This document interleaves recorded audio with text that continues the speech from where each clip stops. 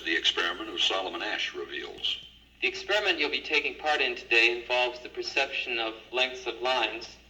As you can see here, I have a number of cards, and on each card there are several lines. Your task is a very simple one. You're to look at the line on the left and determine which of the three lines on the right is equal to it in length. All right, we'll proceed in this order. You'll give your answer. Only one of the people in the group is a real subject, the fifth person with the white t-shirt.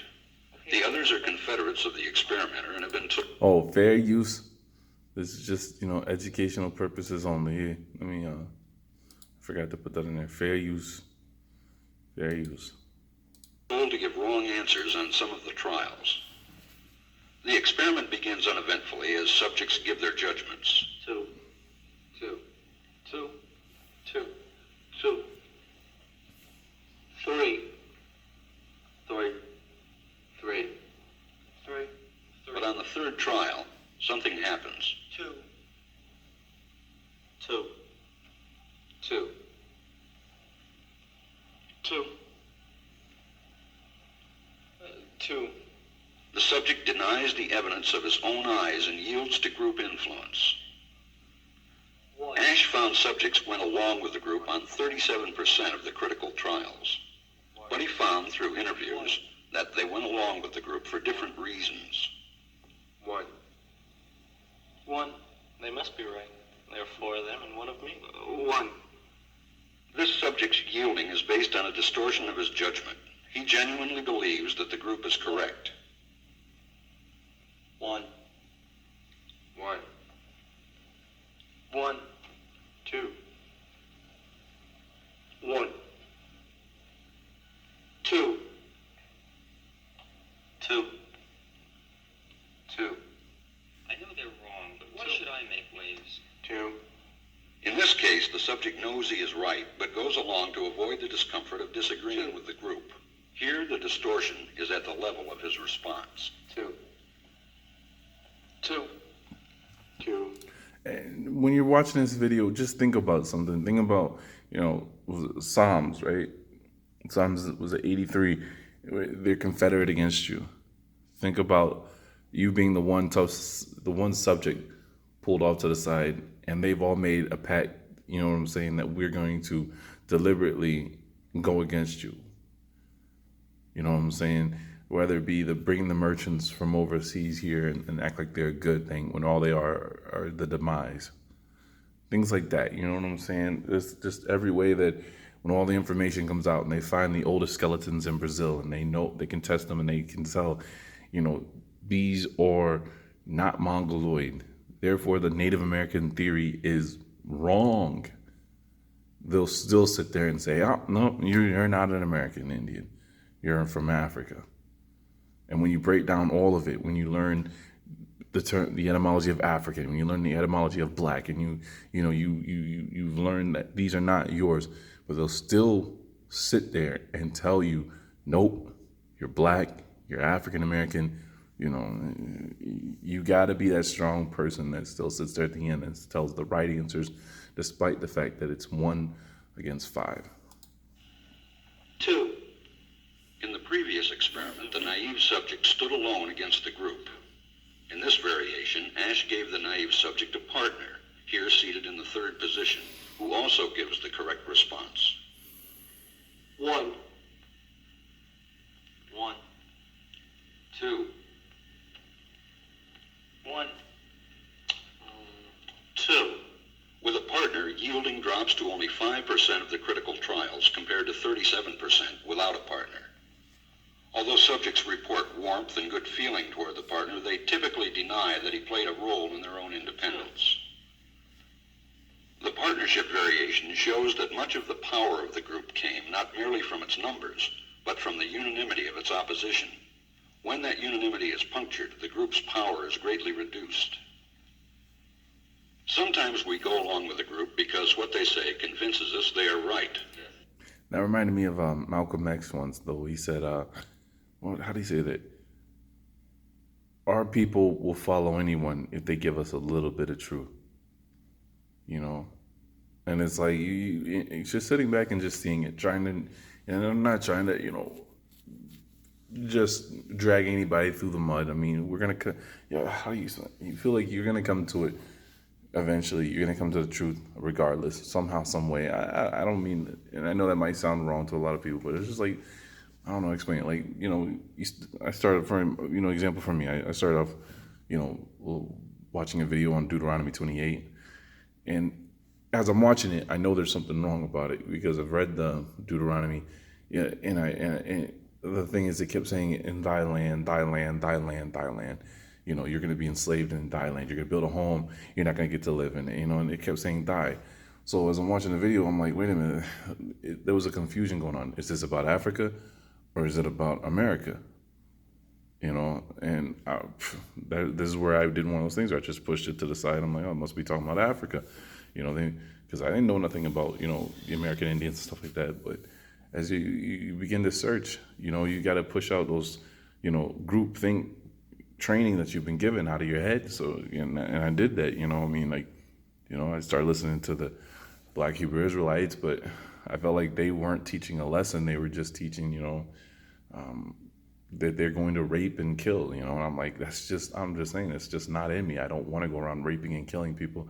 I want to avoid it all, what I'm saying, if I can help it, So I started listening to the GOCC, and I was like, tried, but it did not, I don't know how to explain it. Like, it wasn't it wasn't speaking to me. It wasn't helping me, like I felt like even some of the stuff the GOCC was going over, I knew that stuff already. And that's when, you find Lex, and it's like, now this stuff makes sense, kid. And he's like outside the box thinking, you know what I'm saying? So when I'm reading thy, the land is thy, you're going to be doing this in your land, you're going to be enslaved in your land, and so on and so forth. You're going to be taken out of your land and sent afar, and you're looking at a map. England is not that far away from Africa. But if you're looking at, South America, where Lex did a video at the time I was doing this, and it was Brazil, he showed they rebuilt Solomon's third temple. Now it makes sense if you're being taken out of Brazil and sent to England. Was it the painting of the Santa Maria of the Good Winds, right? The first painting of Indians in Columbus in America, in the Americas, right? Now it's starting to make sense. So, I mean, you just got to do that. You got to, even though at the time not everything makes sense, you just got to keep trying, right? Because you'll figure it out. This is called informational conformity. But sometimes we conform because we are apprehensive that the group will disapprove if we are deviant. This is called normative conformity. The strength of the normative factor is shown in another variation carried out by Ash. In this variation, the subject is told that because he had arrived late, he would have to write his answers. Subjects in this private response experiment are exposed to the same amount of misleading information as other subjects, but they are immune from any possible criticism by the group. One. And this enormously reduces the pressure to conform. Conformity drops by 2/3. Ash's experiment is a classic. It reveals how people will deny what they see and submit to group pressure. It allows us not only to observe conformity, but to study the conditions that increase or reduce its occurrence. Let's suppose that you're writing a... So think about that. They can take that and turn it into a test subject and figure that out. Now, that's just to show us, the public. Think about something, right? If you're wicked and you figured that out, right, what they just showed us, the group thing on all that, I want you to see something. Yeah, this is in a comedic form, but just think about this, right? White people, when y'all get mad at us, please stop saying this shit. Why don't you go back to Africa? What? How the fuck we gonna go back to some shit we ain't never been to? See that? Listen to that, right? How you gonna go back to a place you never been to, right? So then they gotta come up with a way to answer that. Well, you were from there. We took you from there. And it's like, wait, you know my history better than me? Y'all act like we born with maps of that motherfucker in our head. Like we'll just land over there. Take me to Shambubu's house. Now go down 3 elephants, make a left at the line. The nigga over there, he over there. We don't ask y'all to go back to England. Y'all ain't from this motherfucker either. Or the steppes of Asia. Yeah, so why don't you go to bloody England? Going and gale, cocksucker.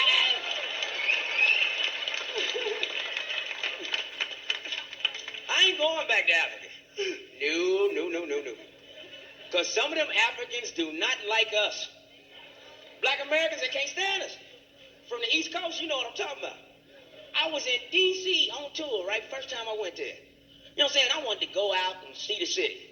So I jumped in the cab, because, you know, nigga was broke at the time. Wasn't no TV show or limo, nigga. It was taxi. So I wanted to go see the White House, the Capitol, and Internal Revenue Service building.